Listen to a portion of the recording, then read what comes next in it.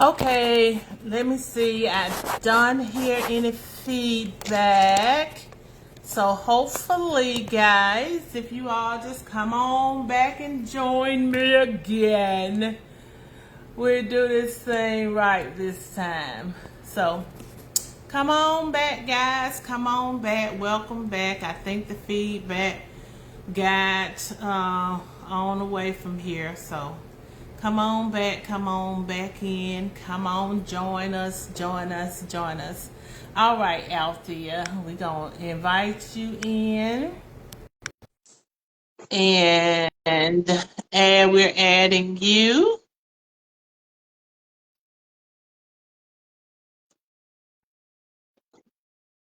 And you're joining. Hello, Jane. Althea, how are you? Hello, Althea. I'm doing well. Okay, that is much better. Yes, that's good. Annie Jones, thank you for coming back, sweetie. How are you? I still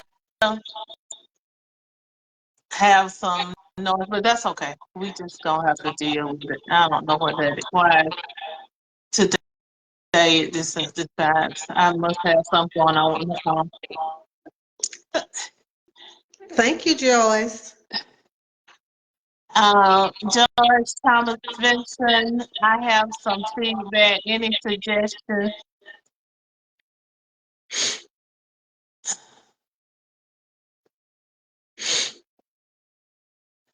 Okay, Mr. Jackson.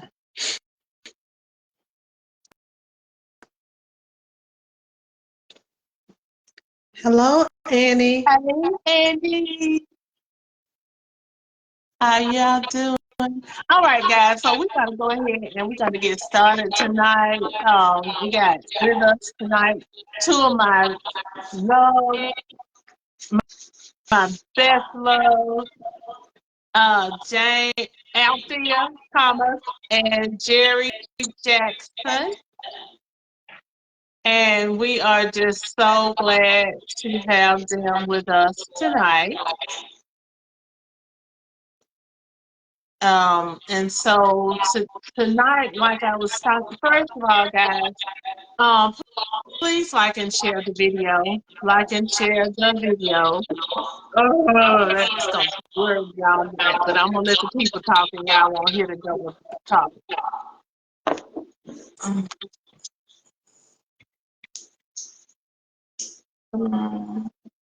Um, Thank you, thank you. Annie.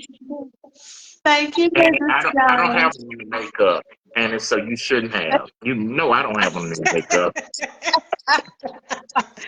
Thank you, Well, Annie. you just naturally handsome, Yeah, Mr. Jackson. they do look beautiful. Yes, they do. Okay, Thank you. so tonight we're talking about hope, and like I said, we were talking tonight is hope and healing, and the month of June is dedicated to hope. And as I was saying before, um, when we spoke to Jordan, she talked about young people being hopeless. And so we want to encourage people and let them know that there's always hope in every situation. There's always hope in Christ. And so we want to talk about people who have faced what may have seemed like insurmountable obstacles, but they kept pushing, kept believing, kept trusting, kept moving ahead. And as a result, they overcame what seemed to be an insurmountable obstacle. So I have with me tonight, of course, Mr. Jerry Jackson. You guys know Mr. Jackson. He is my producer and my brother and my friend. But some of you may not know that Mr. Jackson several years ago went through a very critical illness and we almost lost our brother. And but God, but God, but God.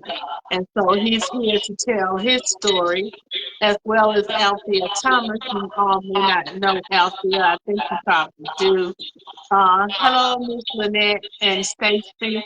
But Althea is my sister, and she too went through a very serious illness, and we didn't know how the illness was going to affect her or impact her or change her life. But God, But, she's but here God, doing awesome right now. So we just want to talk to them tonight and talk about the hope in healing. If you're going through a serious medical condition, know that God is able to heal and restore. So I'm going to start off asking them some questions. And I'm going to start with you, Althea. Tell tell us a little bit about what happened with you. okay. I had a stroke and I could not remember anything. I couldn't remember. I remember where I worked, but I couldn't remember what I did. I remember very little. I remembered my family, and, and I remember my daughter, my husband, and all of that. I remembered all of those. I remember my brothers and sisters. But people I would see, I was like, I know them, but I don't know their names. I couldn't remember much of anything. And that is what happened to me. Okay, Althea, and it was, you know, going through with her at that time, it was a scary situation for us, and it was a lot more than that. Things like how to wash your face, how to Right. take a shower, how, I'm I telling you, mean, I couldn't remember any. When I say anything, that those are the things. yeah, just basic things that we do every day. I mean, I couldn't physically, remember to yeah, eat. I yeah. I couldn't, all of that. I lost a lot of weight and everything. Mhm.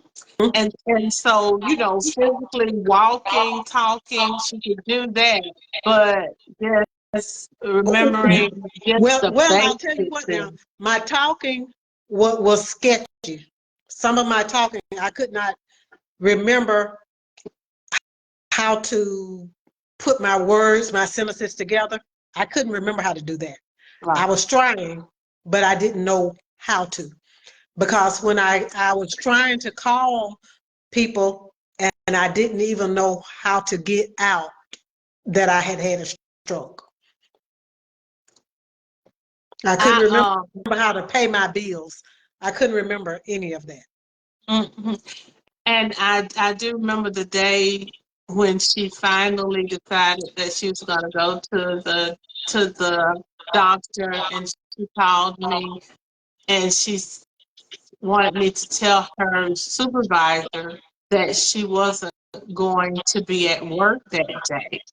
But like she said, she couldn't formulate the sentences to put it together to Hmm. tell me to say, tell my supervisor, tell Carol I'm not coming in. And it was it, it was for me, and I think I'm gonna tell you the truth, I think I was probably more frightened by the situation than she was. Because I tried to call my, because I was in Montgomery, she was in Opelika, and she called me on the phone in Montgomery to tell her boss that she wouldn't be in, and she couldn't formulate that sentence. I knew that something was going on.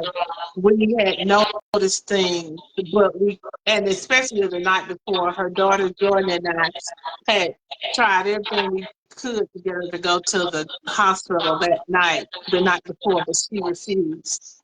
And so at this point, I'm after I get off the phone with her, I'm trying to call somebody in Opelika to like go find her, see where she is, get her to the hospital now.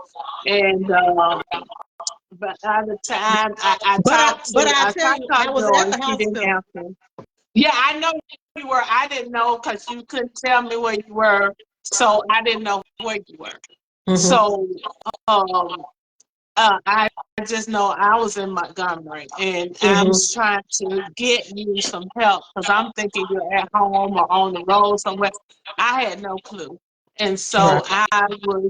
I called my sister Joyce, she didn't answer.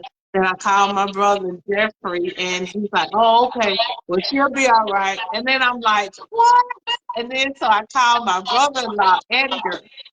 And when I called Edgar, he's like, well, what? I said, I don't know where she is. Um, Edgar, go find her. Just go find her. At that point, I'm just screaming in the phone, just find her, find her, find her. And then he's like, okay, okay. So he gets on the phone, but she was already at the hospital. And so, yeah, God is great, Stephanie Mitchell. You are so right. You are Uh, so right. Annie, I'm telling you, I when I first started having the stroke, Annie, I could remember to call Julia. I knew her number. By the time I got through, I didn't know anybody's number. Mm-hmm. Mm-hmm. Mm-hmm. Yeah, so it was just the grace of God actually that that that kept her. Because we'll go more into her story, but we want to get Mr. Jackson to give us an overview of what happened with him, Mr. Jackson. Absolutely. I too was having some difficulties breathing and walking from my bed to my bathroom that was in my primary suite. Um, 3 or 4 days before all of this transpired, and it was right in December, um, right before Christmas, I went to a restaurant and I was walking down the steps and I fell down and hit my head on a car and had a gash that was probably 2 inches long, and I was out. And I can remember the people walking up and saying, are you okay? Do you want us to call the ambulance? And I was able to scramble my way up and stand up. And they brought, you know, the cloth napkin out. And, I put it on my head and I drove home, which was number one, a cardinal sin. So I went home and I doctored that up. I put a band-aid on it and not even realizing that I could have had a head injury. But that was not, I didn't get hurt from that. Um, the day before Christmas, I got in the car and drove to Opelika. It was for Christmas. And it took me 7 hours to get home. I was driving down the Expressway 85 on the south side lane going on the north side lane going to Opelika, which I was going into the traffic. And I Oh, don't know what transpired. And I went into the median and I just pulled over and then I got back over on the other side of the road. And I can remember getting to this car dealership. I want to think it was noon, somewhere in Noonan. And I pulled over and I must have went to sleep. And the people at the car dealership were knocking on the door. The police came and said, are you okay? And I said, I am. I'm trying to get to Opelika. They said, well, you're about a 55-minute drive from Opelika. Are you going to make it? I said, oh, yeah, I'll be fine. So as long as I was seated, I was okay. So I drove to Opelika. And I can remember pulling in my mother's driveway. I couldn't even pick up my bag to take it in the house. I was so out of breath. And so my brother Mike had to come help me get up the steps and get in the house. And I said, I don't want anything to eat. I want to just go to bed. So I went to bed, and um, I don't know what happened, but I fell out the bed, and um, my mother has hardwood floors, so they heard me hit the floor. And my brother came in there in a panic, and he said, "Oh my God, we need to call the ambulance." They did call the ambulance, and I was very curt and rude to the first responders. I told them I'm not going anywhere. I'm not going to East Alabama Medical Center. And so that was Christmas Eve. And so Christmas Day, we got up, and I drove my family, mother and Mike and I went to Pam and Percy's house for Christmas. I couldn't do anything. I went to sleep over there. And Percy's niece is a nurse practitioner, so I guess I must have been asleep or whatever, but she took you know how they put something on your finger to check your oxygen level, and she said I needed to go to the hospital right away. And so I refused that. So we went back to Opelika, and I woke up and I called my sister. I said, I'm ready to go to the hospital. So they drove me from Opelika to Emory University Hospital. I don't remember how I got there because, I mean, I slept the whole way. I don't know what happened on the check-in. All I know is I woke up, I was in ICU. Come to find out, I had what was called congestive heart failure because I had walked around with my high blood pressure, with my blood pressure being extremely high, and I wasn't taking the medication. I can remember we had a fall festival over at Julia's house, and I can remember Joyce asking me the question, are you okay? And, you know, she started to say, I don't think you're okay to that point. And I said, well, are you showing me angry? You know, and she said, no, I'm just really concerned. But that was back in, I think we had the festival in October. Mhm. So I was having issues ever since then and was walking around in my mind saying, oh, it's going to be okay. And on the 26th of December, I checked into Emory Hospital. I did not get out until February of the next year. So I was in the hospital for 2.5 months. I was on life support for 19 days. My oxygen level was a 66%. The doctors, after this was all over, they were just floored that I did not have a stroke, a heart attack, or any organ damage because they said at my level I was walking dead. And I was on life support for 19 days. And typically, you can only be on life support 13 days before they put a trach in your throat. And I'll never forget Dr. Alvita Reeves and my sister Pam Beckman Hill advocated for them not to cut my throat, my esophagus, because I was a singer. And when I tell you that I saw death imminently, all I could see was death. I didn't know what that was. I only saw it after I was able to get back to some frame of normalcy because I I had to be tied down. I could not, because I was pulling the tubes out of me. It was just a whole ordeal. And I want to shout out to my cousin, Minister Terry King. Every night he slept in the bed with me. He's my first cousin. He came, I mean, when I tell you there is hope, even in my demise, people were praying for me.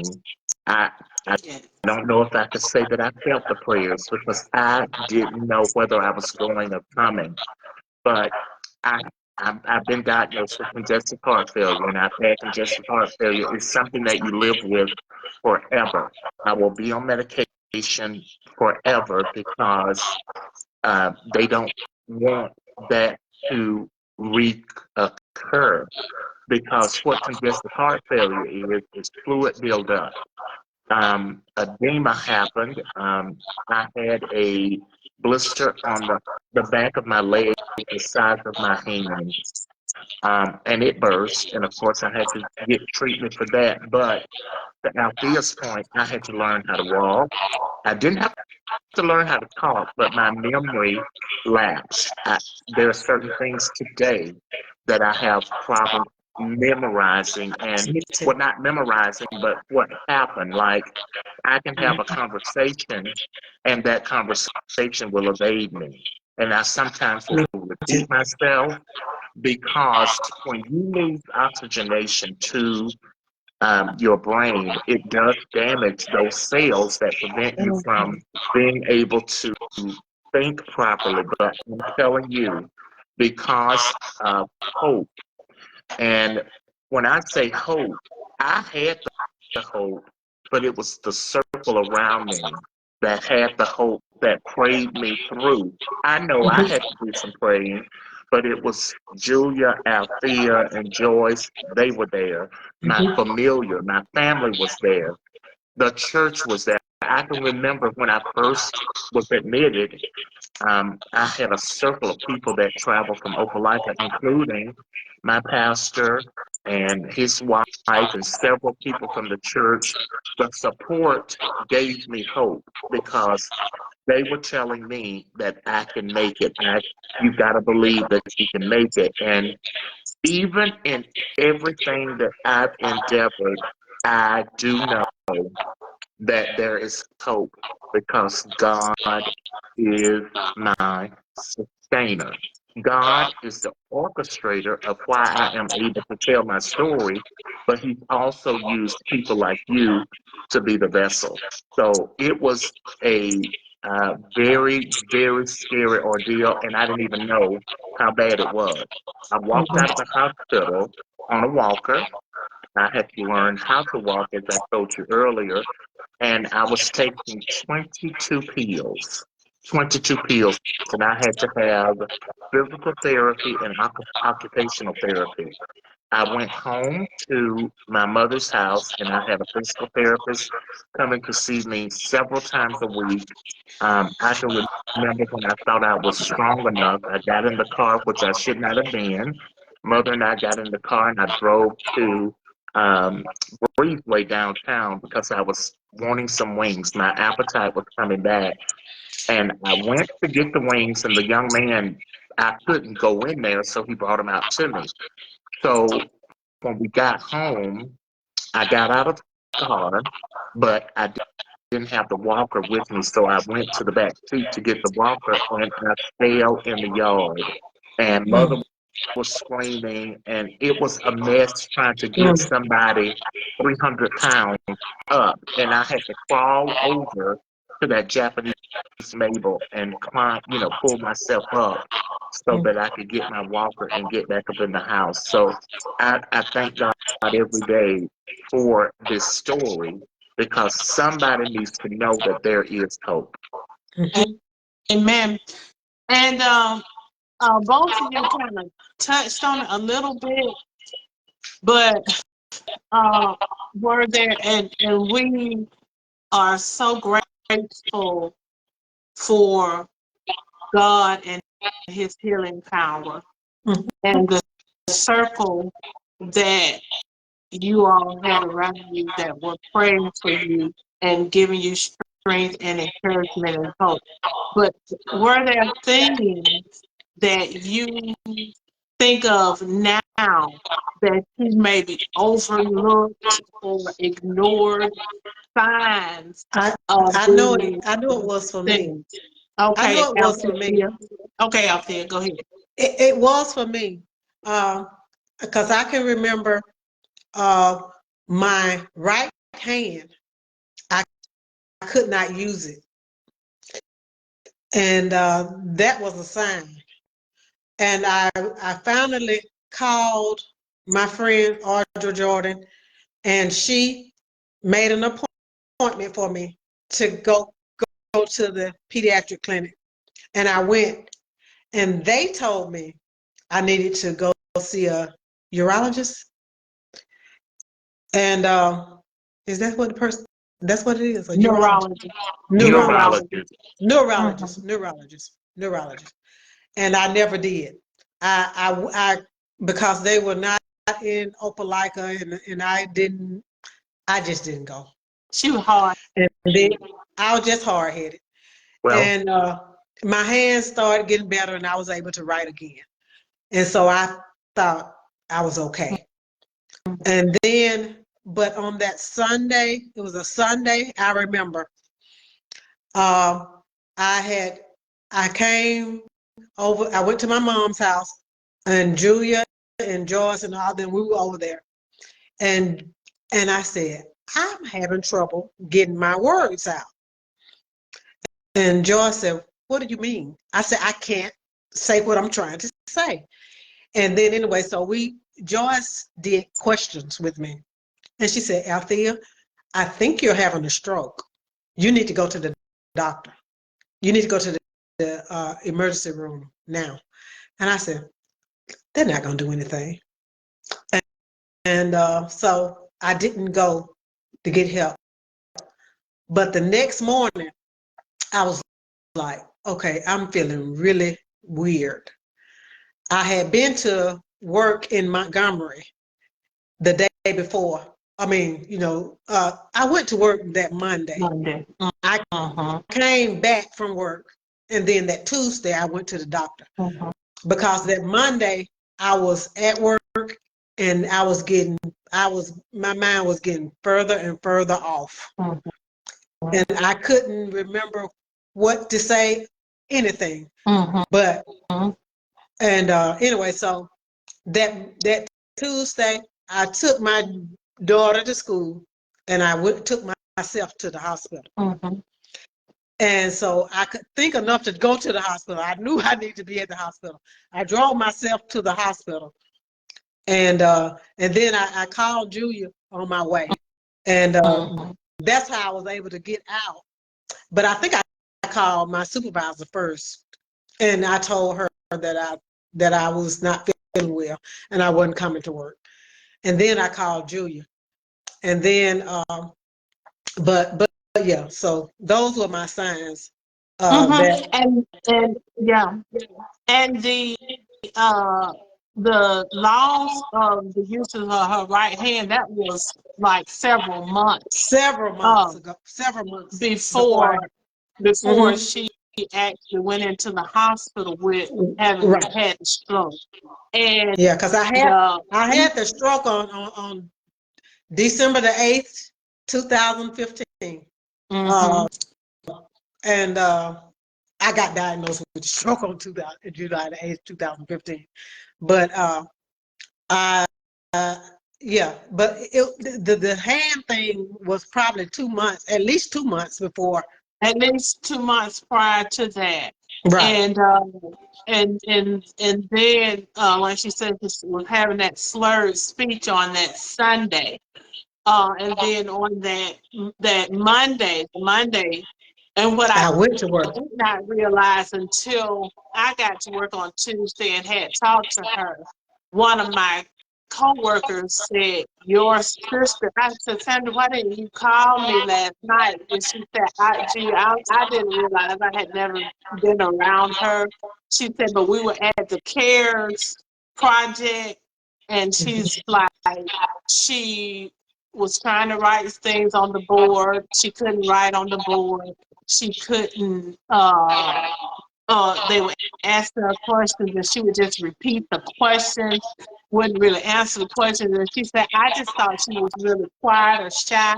She said, I didn't realize, that was not her normal behavior. And I was like, no, she's having a stroke. But the thing about it is, with Althea, when I talked to her nurse or doctor, I can't remember which one, but they showed me her scan, and she had like speckles, and the doctors and the lady, it was the lady, so I guess it was a nurse. And she said, "You see all these things? These are blood clots in her brain." And she said she's been having strokes over a period of time. She's like, these are all of these effects or many strokes that she has been having. And it was just like a cluster, like a buckshot cluster. And the doctors and the nurse explained to me that those are all strokes, and she's been having them over a period of time. Mhm. Um, and Mr. Jackson, did you have some signs that you Yeah, maybe ignored or didn't realize that yeah, prior to? yes. It's called ignoring. As I told you earlier, I believe we were at the fall festival at, Mm-hmm. and Joyce can attest to this because she said something to me, and I think she noticed my labored breathing. Mm-hmm. Um, and I would, if y'all noticed, I was always wanting to sit down, and I'd say, "Well, y'all just do, and I'll sit." Mm-hmm. Because it was so taxing for me to make a move. And I saw the signs even in October, and I, my breathing was labored, but that didn't resonate with me. But what resonated with me was my ability to walk 2 or 3 steps and being out of breath. And I would continue to tell myself, well, it's going to get better. It's going to get better. And I can remember everybody surrounding me was telling me everything, but I was being hard headed. And finally, I was feeling so very badly um, that I just told my sister to come take me to Emory because I refused, even when I fell out of the bed and they wanted me to go to the hospital. I would not go. I said, I'm not going to East Alabama. If I have to go to the hospital, I want to go to Emory. And I finally went, and I had every sign. My urine was dark. My stomach was hard. I didn't know what that was. My stomach was hard. My ankles were swollen. I could not even put a sock on or put my feet in my shoes because I was so swollen. And that, after I got there, the doctors told me those were immediate signs of congestive heart failure because the fluid was building up. Um, it, and I cannot remember how many pounds of fluid they pumped off of me. But if y'all notice, when I got out of the hospital, I was almost half the size of I was because I had to have all my clothes altered, and then I can remember buying size 2Xs, okay? And I was wearing a 4, and the Mm-hmm. 2Xs were, so they pulled a lot of fluid out of me, and the team told me that I had been walking around uh, with this for about 4 months. But I didn't have any strokes, but I certainly had the my blood pressure was out of the roof. They couldn't understand why I didn't have a stroke or a heart attack. But I saw all the signs, but I kept telling myself, oh, I'm going to be okay. This is going to get better. And it Mm-hmm. never got better. It continuously became worse. And finally, thanking God for his infinite wisdom to get me to say, come take me to the hospital. Mhm. Mm-hmm. And so, guys out there that's listening, we want to make sure that if you have some signs that something is not right or something's going wrong with you and your body, you know what's normal for your body and you know what's not. And when something is not right, seek medical attention. Mhm. Please seek medical attention.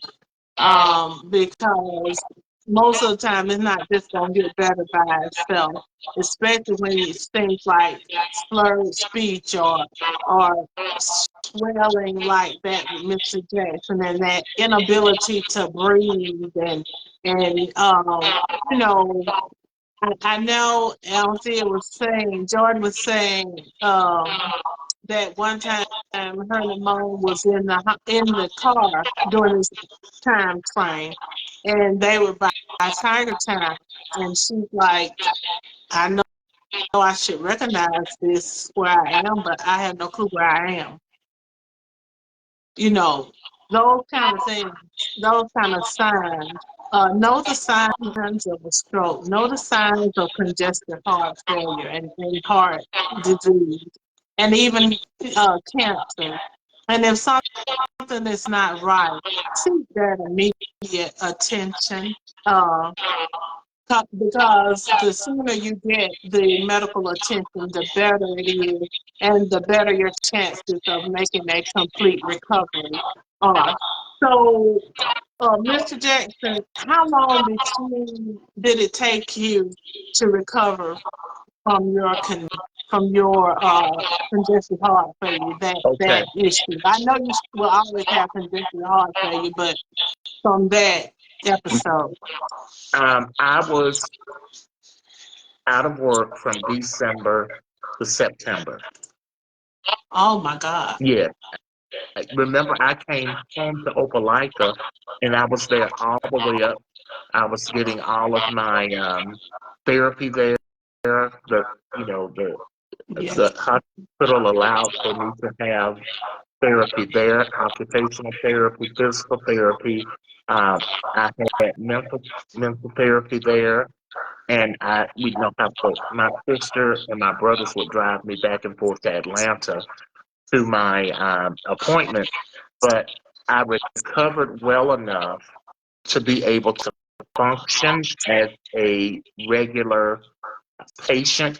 I was a poster child for um, Emory University because they said that they've never had a patient to recover so well and be able to get to normalcy because I went from 20 something pills now to today I'm only taking 5. And Okay. but I'll be on those pills forever.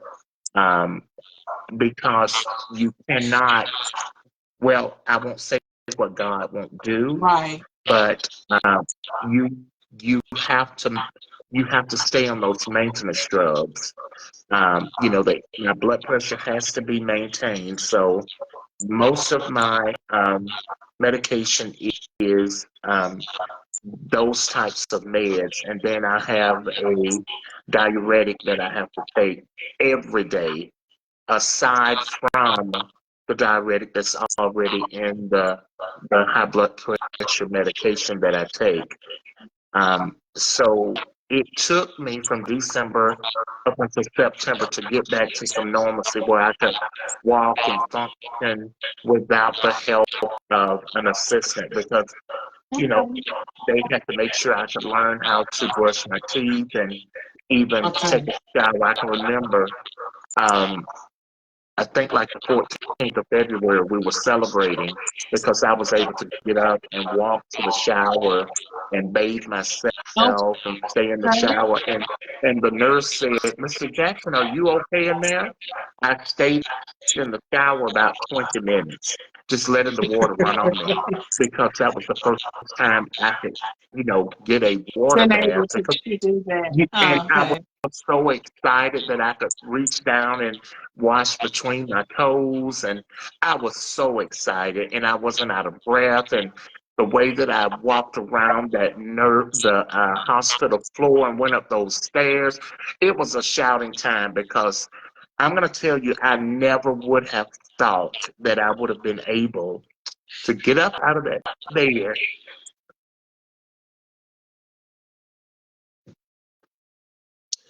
and move the way that I was moving. And most of you know that when I walk at a fast pace. But it was so amazing to see how God, in His infinite wisdom, gave me another opportunity to be here. And it was those people around me that had the hope that I didn't even know I had. And I'm a Mm. firm believer that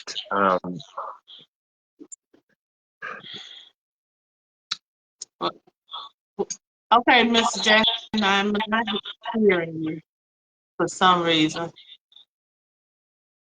Mr. Jackson, I'm not hearing. I, Oh, you, I'm trying to talk. I'm oh, okay, trying you, to yeah, okay, I'm sorry. I'm trying to get it out. He's trying to get it out. Um, Okay.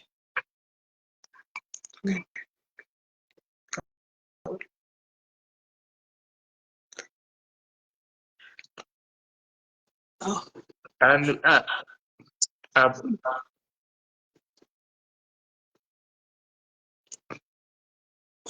God is so good. Yes, He is so good, and that's what I want to encourage people. That's why you all are here tonight, Jerry and Althea, because your stories. There are people out there who are going through serious illnesses, and they need to hear your story, Mhm. and they need to understand that if they don't stop, if they don't quit. The only way you lose is when you quit. Mhm. Don't quit. And and out there, how long did it take you? Derek said it took him from December to September. Well, I went to therapy for at least 6 months. Okay. Okay. And then I retired. I retired from my job, Okay. and in January, in July, Okay. Okay. I retired from my job in July. So from Okay. December to July, I went on and retired, and then I was able to get my disability, and there are sometimes things that I used to could do, I am unable to do right now. So, Mm.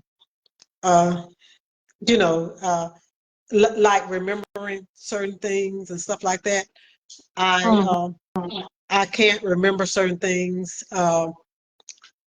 but I do know that God sustained me through it all.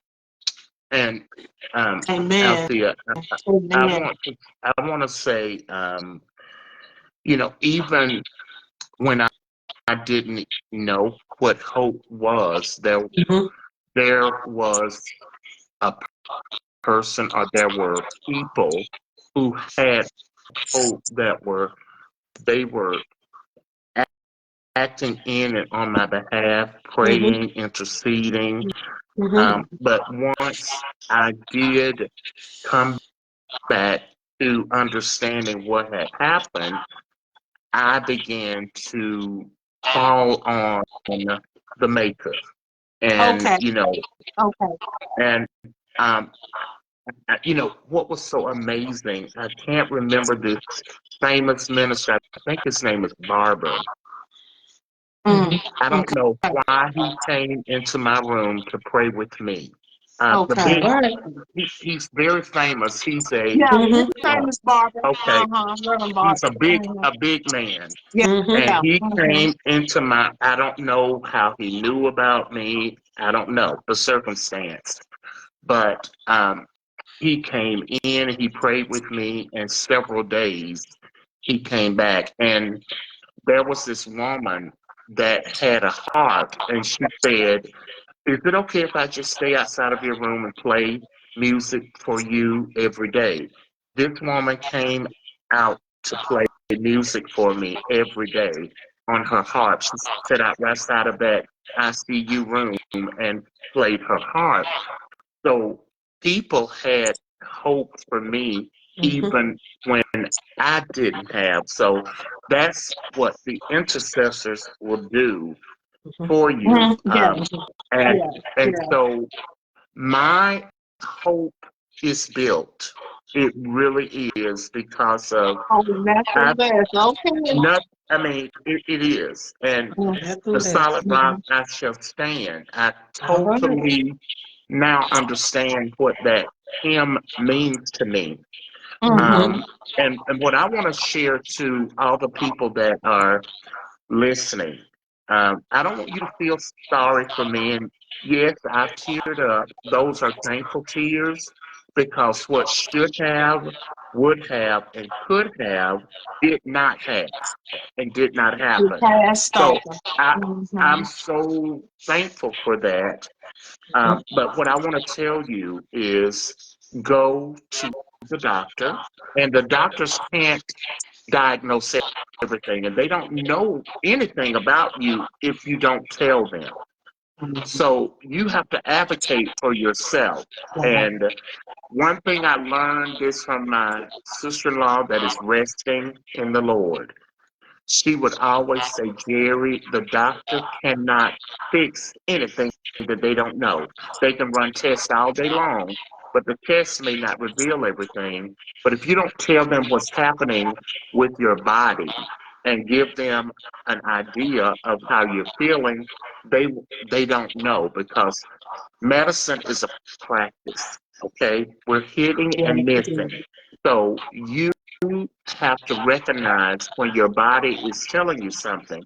And you know, my body was telling me I was tired. I was labored in my breathing. My body was just shutting down, and I was still Yes. telling myself it was going to be okay Mhm. because I'm going to be very honest with everybody, the listening audience, and even you, Julia. Men, we don't want to go to the doctor. We're afraid of what the diagnosis will be. But what I have learned is it's better to know To what you're know, fighting and then and try you to will know how to fix it fight. than Exactly. when you don't know. And if you don't know what you're fighting, you're going to lose.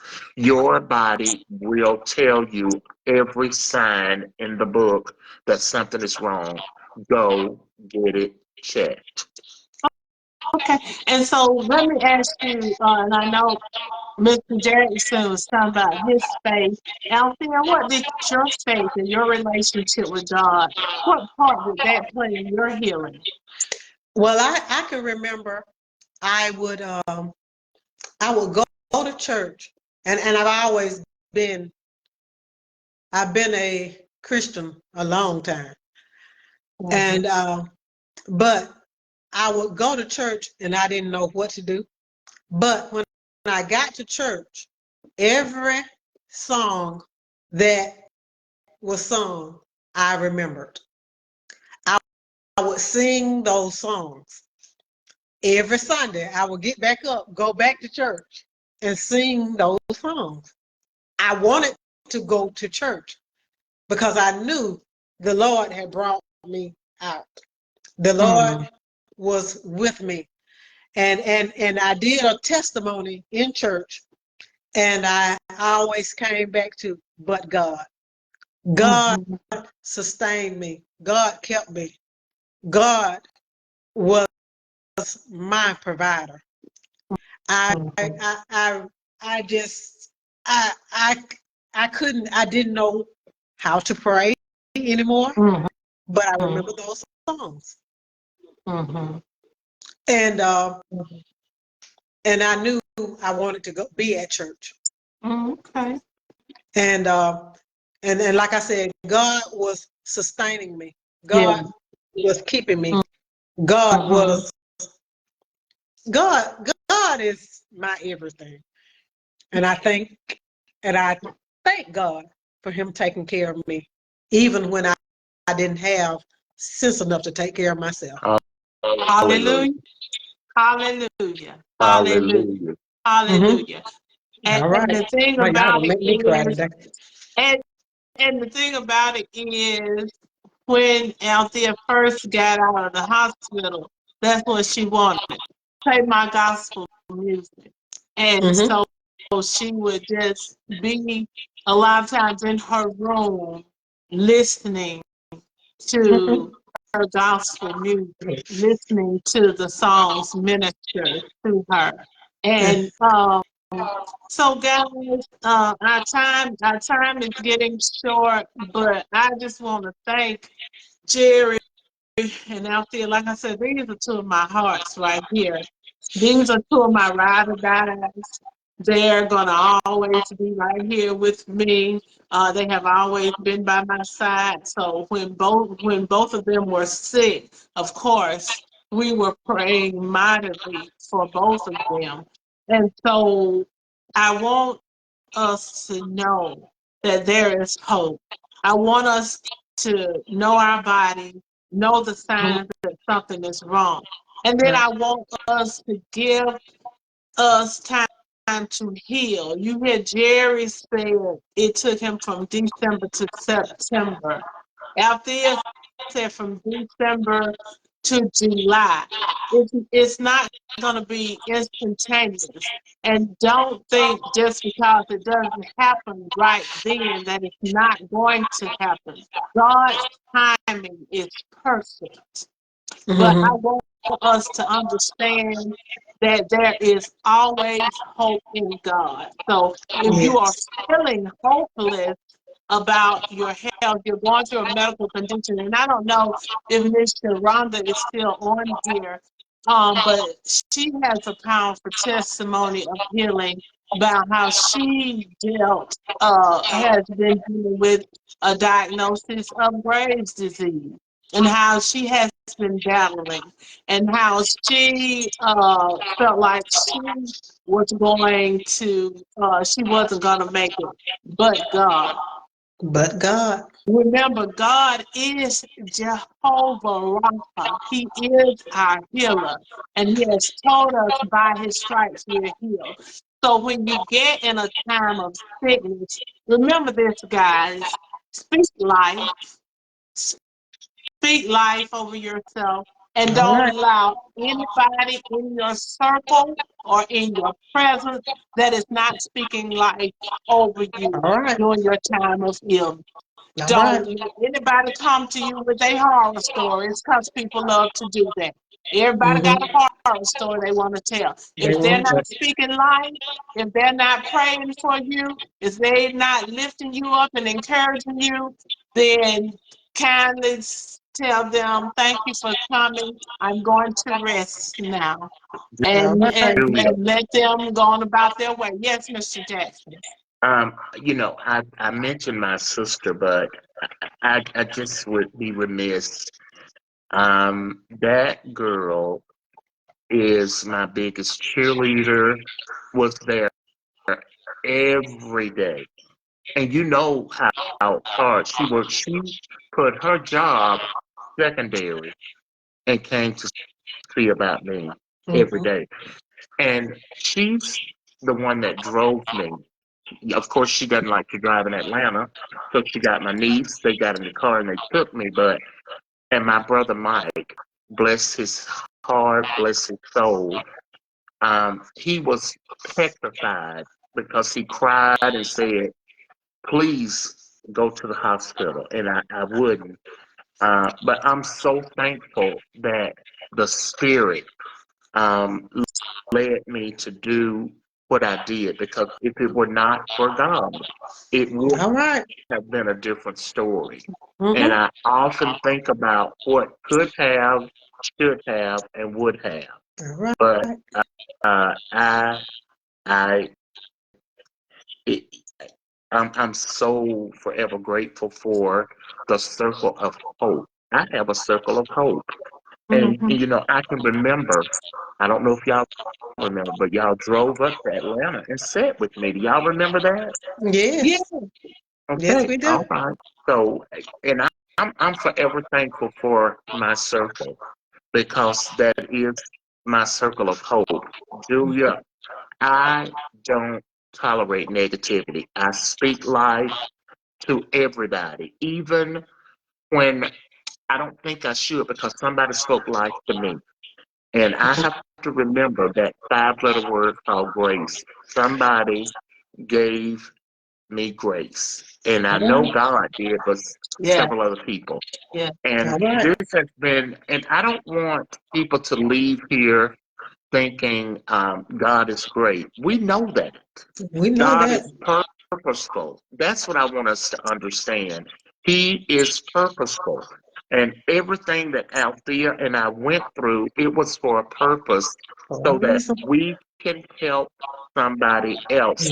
There's a reason why we went through what we Yes. went through, because the doctors still scratch their head and say, I don't know and understand how you were able to do this. Because when, as old folks say, I was a sick man. Do you hear me? But look at God, Look okay? at God. And I Look get at up God. every day and I tell God, thank you. I'm going to have an Mm-hmm. amazing day and I'm going to live, laugh, love, and learn. That is my All right. mantra. That is what I'm going to do. And I'm so thankful. And Julia, thank you so much for having me and Althea to Yes. be able to share this, because it's going to help somebody. It's gonna help Thank somebody. you guys so much for joining us and sharing your stories and being willing to share. So many people are not willing to share about the goodness of God in their life. And so I thank you guys for sharing. And like I said, this month is dedicated to hope. So next week we're gonna have hope in overcoming. We're gonna talk about hope in overcoming financial issues, or overcoming. It's not where you start; it's where you finish. And we're going to talk about how God can bring you and deliver you and elevate you financially. And we're going to have another one of my great friends with me, Miss Annie Jones, and she has a powerful testimony of how God has enabled her to build her business and her wealth. And so we want to realize and let everybody understand that God did this for Althea and Jerry, but He's not a respecter of person. If He Mm-hmm. did it for Jerry and Althea, guess what? He'll He'll do do it for you. it for you. And that's where the hope comes in. That's Yes. why we tell the testimonies, Mm-hmm. because it's by the testimony of others that we overcome. And so if there's a situation that you're going through, you can be inspired, you can be encouraged because of the testimonies of those who God has delivered and who God has brought through. Thank you, Asia Hill, for the stars. We appreciate it. Thank you so much for your generosity. We really appreciate it. Miss Jackson, I know I did not send you But, announcements I can today. Do you have talk them? about it. Okay. So, Okay. as you said, we're going to be having a wonderful conversation next Sunday with Anna Jones. Super excited about her story.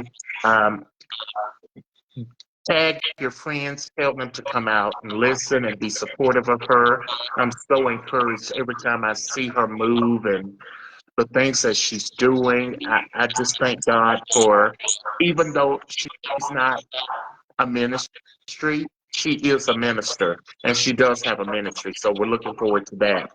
Um, we want you to continue to like and share um, this show. Become a friend of Julia R. Dean Thomas, so that you can see everything that we're doing. Also, I'll drop the link in the chat so that you can subscribe to Juju's Dollhouse, so that you can find out any and every episode that we've ever had and everything that he's doing with Juju Dollhouse.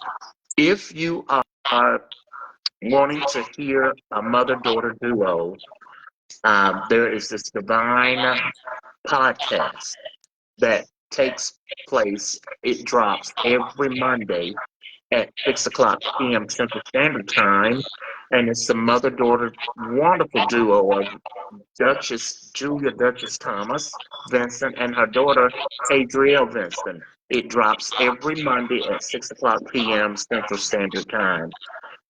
You have noticed that I've been flooding your timeline.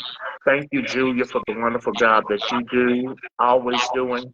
But you've noticed that we've really stepped up our game because June is the month of Juneteenth celebration.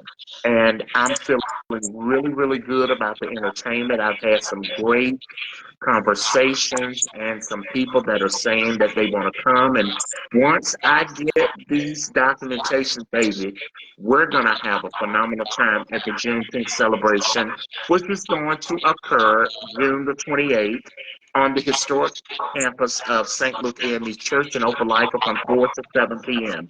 We are still soliciting vendors, sponsors, entertainment. We're looking for, look at my Facebook post this morning. I was in the parking lot waiting for the trolley to pick me up, and I posted. I need you to come on in. We need you to support this opportunity because we're trying to get from change to changes. How about that? From All right. change to changes, okay? And we want to break this yoke of what's trying to happen. And we've got to educate ourselves, but we also got to be able to get together and have wonderful camaraderie. So if you're interested, if you know somebody that you think may be a great entertainment, drop me a message in my DM, send it to Julia or Dean, or send it to Duchess, and we'll get on it. We're looking for sponsors as well. So those are all the announcements that I have, and I did it straight from memory, Julia. Look at God. You did a great job. Thank you. Thank you so much, Jerry and Althea. I love you guys so much. Thank Love you you too. Love, love all you. who have joined us tonight. And Julia, Like, I forgot, Julia, yes, I forgot to tell Glory. I'm so glad she was on tonight. She didn't even tell me she was coming. I love you, yes, Glory. yes. Yes, Gloria was definitely in the audience, and she sent out some stars. So we appreciate that so much. But anyway, thank you guys for listening. Please like and share this video, and meet us back here next Sunday for the Annie Jones story. It's one that you will not want to miss. A powerful story, one full of hope. So meet us back here when we'll be talking with Mrs. Jones, and hopefully I won't have this terrible feedback. I'll try to figure out what that is going on. But anyway, thank you to everyone for joining us tonight. I am Juju. I am that mountain moving giant player. Y'all, I'm walking by faith. I'm inspiring hope, and I'm showing love all along the way. And until next time, I wish each and every one of you much love and many blessings. Good night. Good night. Good night.